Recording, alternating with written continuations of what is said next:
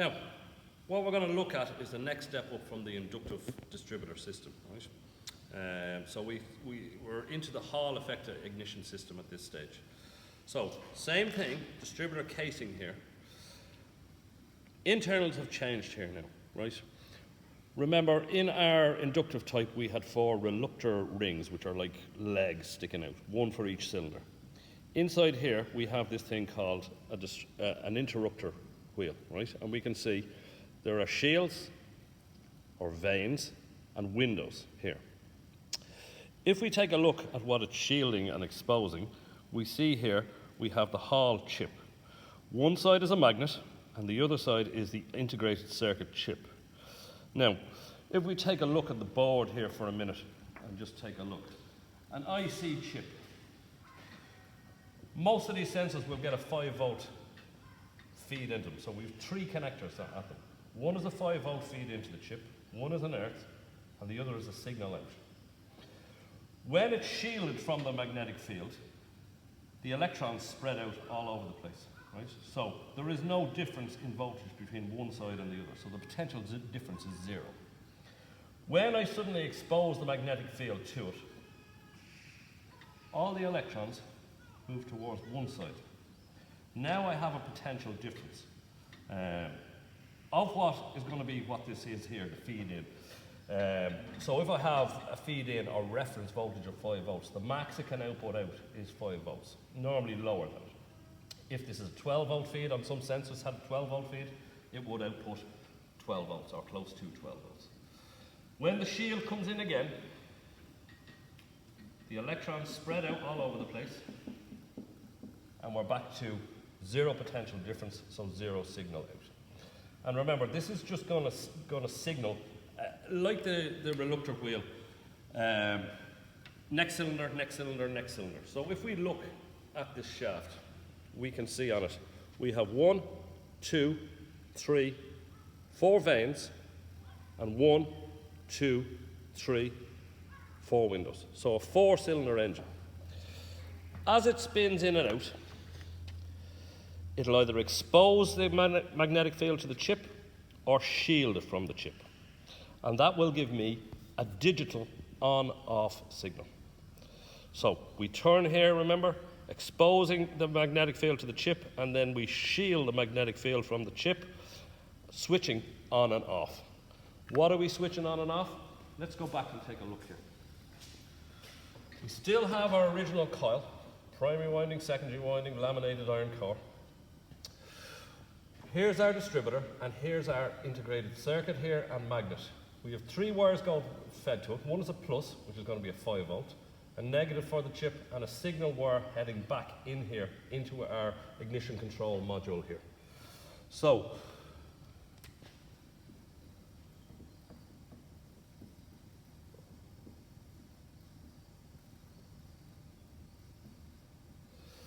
there's our 3 wires coming from our distributor coming into our computer chip in here.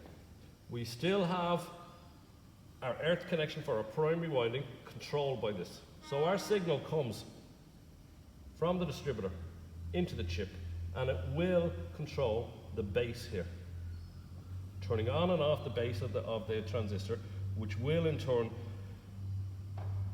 either connect or disconnect the primary winding. All right, let's see what this looks like in practice, and we'll have a look on the unit over here. Again, our distributor unit is here. We have 3 wires going into it here.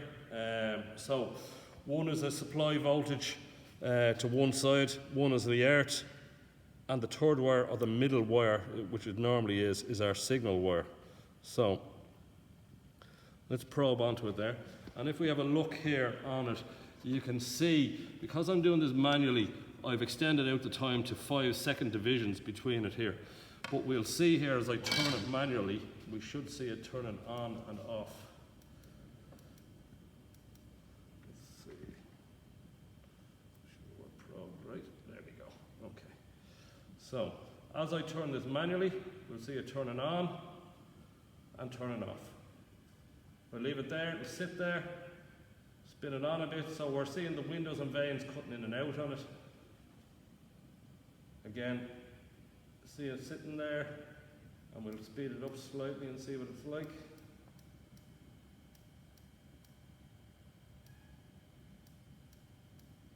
Okay, let's start it up and see what it's like under normal engine speed here.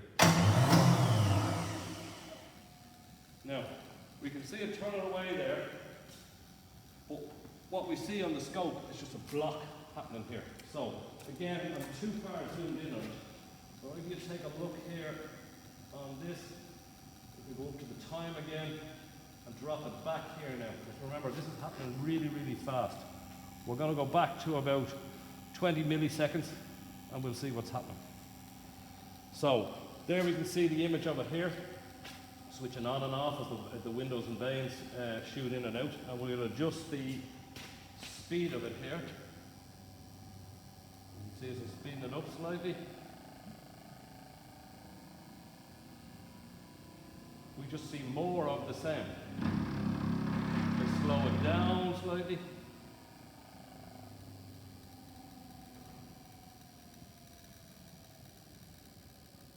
You can see we just see less because there's less of them happening inside that time frame.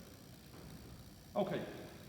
Now remember, we're looking at this on the distributor, right? And remember, distributors are somewhat obsolete, but the same principle will still arise for a Hall sensor that uses, now obviously we have an interrupter wheel spinning, clicking it on and off from the magnetic field here.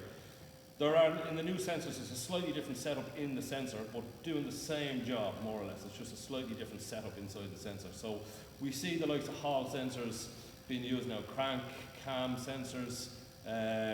We also can see a combination of the two of them, where we might see an inductive, which we looked at in the last video, crank sensor, and maybe a Hall type cam sensor, or variation of. There could be two inductives, there could be two Halls, whatever the manufacturer decides to set up. The advantage, if we look at the board again to it, the advantage to the Hall sender unit, whether it's in a distributor or as just as a sensor, is inside my ignition control unit now, I no longer have my AC to DC converter. Because remember, an inductive waveform produces a sine wave, an AC wave. And for the chip that's going to control the likes of a transistor here, the base of the transistor, an inductive signal is no good to it. It needs to know when to turn on and when to turn off. So I have to take the sine wave and convert it to a digital wave. Why would they use an inductive sensor over a Hall sensor then? Inductive sensors are simple and they're cheap. The Hall sensor is slightly more expensive, but it does away with the need for that AC to DC converter. Remember, all of this stuff that we've seen through the distributors is trying to make the ignition timing more precise, right? So remember back to the Kettering type system. We had a problem with dwell time here. As the engine RPM got faster and faster, the amount of dwell time actually decreased. And there was a need for maintenance on it, right? The huge need for maintenance on it to set the points gap in it. The inductive sensor gave us a way of reducing that hands-on maintenance and regular schedule maintenance and put it out, because no longer was there a need for that maintenance of a point system. The step up from that again was the Hall system, and then the last and final step in the distributor type systems was the optical sensor, which used beams of light and a disc, and the actual, each individual degree mark was on the disc, so it could fine-tune the actual ignition advance timing to a degree. After that is where we go and we step away from distributors altogether, right? Number one, I'm getting rid of the distributor. I'm getting rid of either Hall, inductive, or point system. I'm getting rid of a distributor cap, rotor arm, the whole lot, and so I have no moving parts now controlling the actual distributor itself.